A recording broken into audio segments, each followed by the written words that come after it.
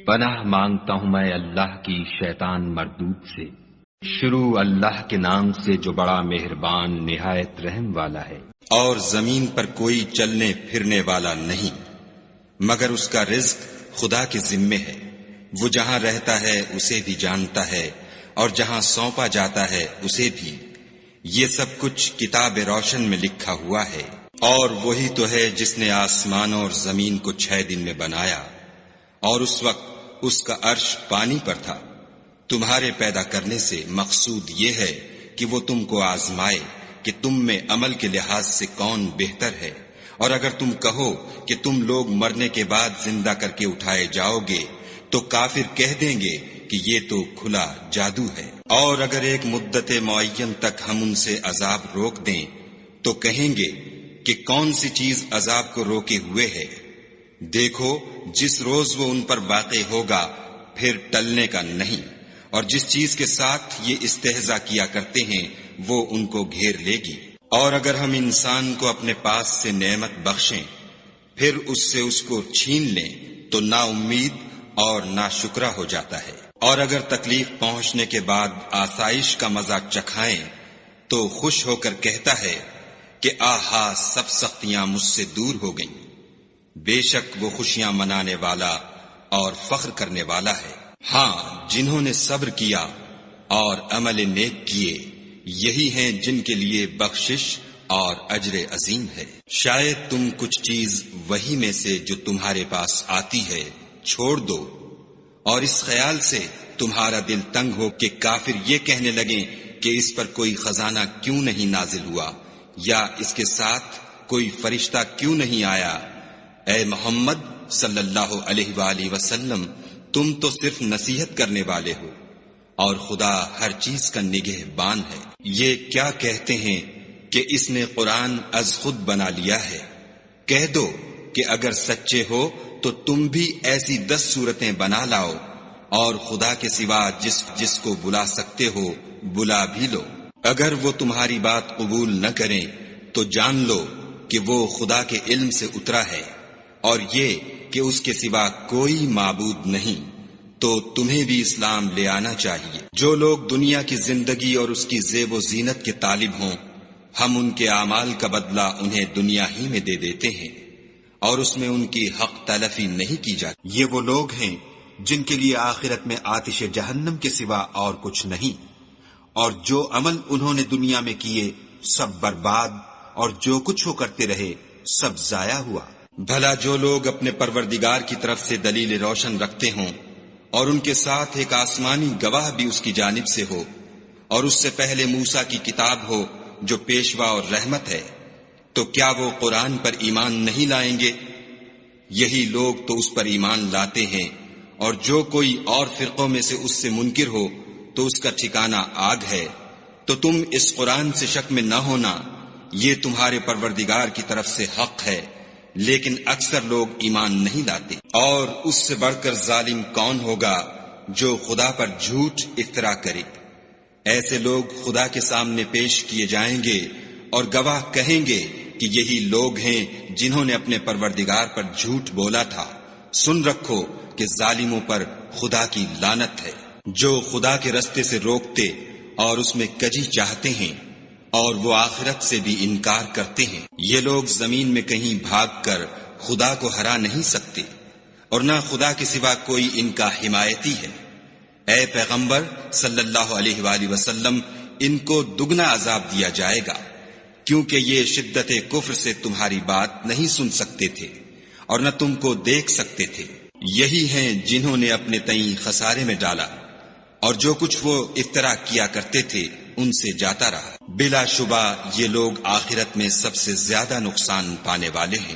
جو لوگ ایمان لائے اور عمل نیک کیے اور اپنے پروردگار کے آگے عاجزی کی، یہی صاحب جنت ہے، ہمیشہ اس میں رہیں گے۔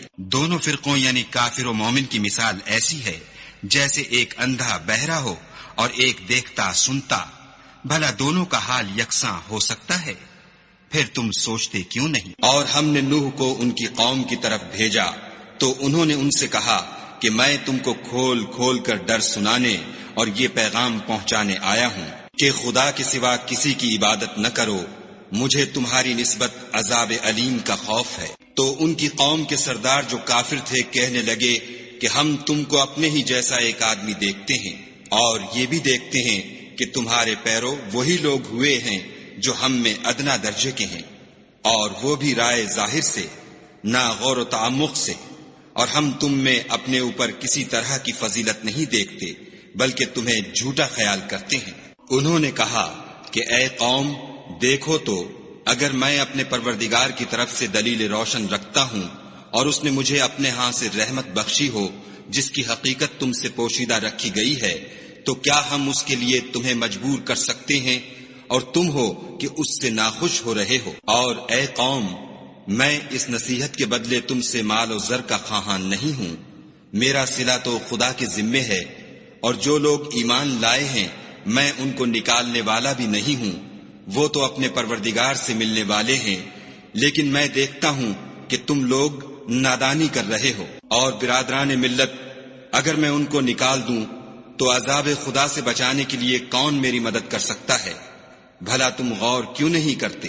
میں نہ تم سے یہ کہتا ہوں کہ میرے پاس خدا کے خزانے ہیں، اور نہ یہ کہ میں غیب جانتا ہوں، اور نہ یہ کہتا ہوں کہ میں فرشتہ ہوں، اور نہ ان لوگوں کی نسبت جن کو تم حقارت کی نظر سے دیکھتے ہو یہ کہتا ہوں کہ خدا ان کو بھلائی یعنی اعمال کی جزائے نیک نہیں دے گا۔ جو ان کے دلوں میں ہے اسے خدا خوب جانتا ہے، اگر میں ایسا کہوں تو بے انصافوں میں ہوں۔ انہوں نے کہا کہ نوح، تم نے ہم سے جھگڑا تو کیا اور جھگڑا بھی بہت کیا، لیکن اگر سچے ہو تو جس چیز سے ہمیں ڈراتے ہو وہ ہم پر لا نازل کرو۔ نوح نے کہا کہ اس کو تو خدا ہی چاہے گا تو نازل کرے گا، اور تم اس کو کسی طرح ہرا نہیں سکتے۔ اور اگر میں یہ چاہوں کہ تمہاری خیر خواہی کروں اور خدا یہ چاہے کہ تمہیں گمراہ کرے تو میری خیر خواہی تم کو کچھ فائدہ نہیں دے سکتی۔ وہی تمہارا پروردگار ہے اور تمہیں اسی کی طرف لوٹ کر جانا ہے۔ کیا یہ کہتے ہیں کہ اس پیغمبر نے قرآن اپنے دل سے بنا لیا ہے؟ کہہ دو کہ اگر میں نے دل سے بنا لیا ہے تو میرے گناہ کا وبال مجھ پر، اور جو گناہ تم کرتے ہو اس سے میں بری ذمہ ہوں۔ اور نوح کی طرف وحی کی گئی کہ تمہاری قوم میں جو لوگ ایمان لا چکے ان کے سوا اور کوئی ایمان نہیں لائے گا، تو جو کام یہ کر رہے ہیں ان کی وجہ سے غم نہ کھاؤ، اور ایک کشتی ہمارے حکم سے ہمارے روبرو بناؤ، اور جو لوگ ظالم ہیں ان کے بارے میں ہم سے کچھ نہ کہنا، کیونکہ وہ ضرور غرق کر دیے جائیں گے۔ تو نوح نے کشتی بنانی شروع کر دی، اور جب ان کی قوم کے سردار ان کے پاس سے گزرتے تو ان سے تمسخر کرتے۔ وہ کہتے کہ اگر تم ہم سے تمسخر کرتے ہو تو جس طرح تم ہم سے تمسخر کرتے ہو اسی طرح ایک وقت ہم بھی تم سے تمسخر کریں گے، اور تم کو جلد معلوم ہو جائے گا کہ کس پر عذاب آتا ہے جو اسے رسوا کرے گا اور کس پر ہمیشہ کا عذاب نازل ہوتا ہے۔ یہاں تک کہ جب ہمارا حکم آ پہنچا اور تنور جوش مارنے لگا تو ہم نے نوح کو حکم دیا کہ ہر قسم کے جانداروں میں سے جوڑا جوڑا یعنی 2 جانور، ایک نر اور ایک مادہ لے لو، اور جس شخص کی نسبت حکم ہو چکا ہے کہ ہلاک ہو جائے گا اس کو چھوڑ کر اپنے گھر والوں کو اور جو ایمان لایا ہو اس کو کشتی میں سوار کر لو۔ اور ان کے ساتھ ایمان بہت ہی کم لوگ لائے تھے۔ اور نوح نے کہا کہ خدا کا نام لے کر کہ اسی کے ہاتھ میں اس کا چلنا اور ٹھہرنا ہے، اس میں سوار ہو جاؤ، بے شک میرا پروردگار بخشنے والا مہربان ہے۔ اور وہ ان کو لے کر طوفان کی لہروں میں چلنے لگی۔ لہریں کیا تھیں، گویا پہاڑ تھے۔ اس وقت نوح نے اپنے بیٹے کو کہ کشتی سے الگ تھا پکارا کہ بیٹا ہمارے ساتھ سوار ہو جا اور کافروں میں شامل نہ ہو۔